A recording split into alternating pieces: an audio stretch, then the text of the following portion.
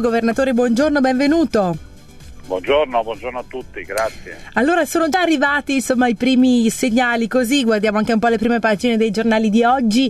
Io direi cominciamo a parlare di un argomento che sta a cuore un po' a tutti. Si parla moltissimo in questi giorni della carne. Il Veneto è una delle regioni che produce il maggior quantitativo di carne dedicato al mercato italiano, è corretto?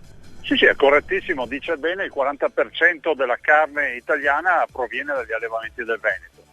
Io faccio un'accusa all'Organizzazione Mondiale della Sanità, perché l'Organizzazione Mondiale della Sanità è autorevole e quando emana delle direttive o fa delle dichiarazioni o delle risoluzioni deve anche rendersi conto delle ricadute che ci sono. Cioè non si può paragonare la carne veneta, la carne italiana, dove è proibito usare gli estrogeni, con le carni che vengono da altre parti del mondo, dove l'estrogeno e quindi l'uso di questi ormoni è una cosa normale.